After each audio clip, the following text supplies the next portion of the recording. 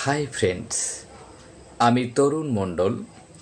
সকলকে অভিনন্দন জানাচ্ছি আমার ইংলিশ 26 চ্যানেলের পক্ষ থেকে। এটি একটি English learning class. Friends, today I am discussing about transitive verbs and intransitive verbs.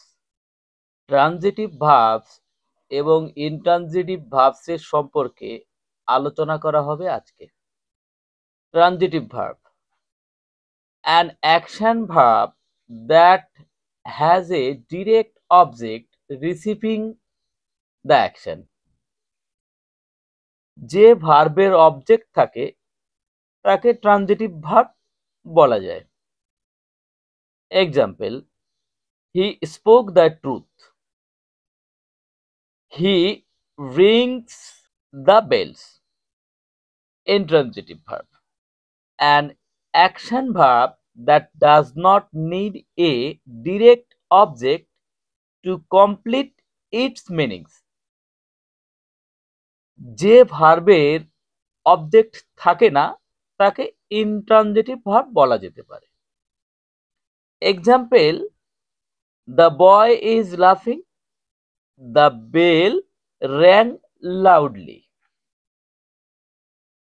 এরপর আমরা ডাবল অবজেক্ট সম্পর্কে বলবো। ডাবল অবজেক্ট,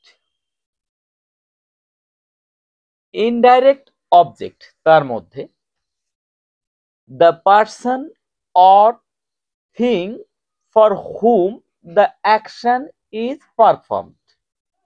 কোনো ব্যক্তিকে কি দেওয়া হয়েছে বা কোনো ব্যক্তির জন্য কি করা হয়েছে সেটাই বোঝায়।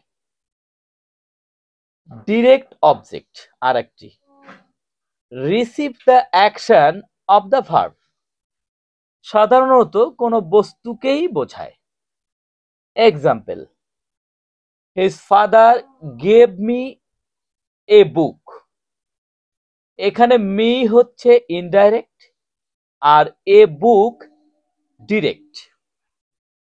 এরপর next, cognate object. Some intransitive verbs take after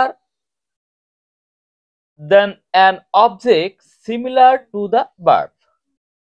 কিছু ইন্ট্রানজিটিভ ভার্ব সেই ভার্বের অনুরূপ বা সমরূপ একটি অবজেক্ট গ্রহণ করে, তাকে কগনেট অবজেক্ট বলে।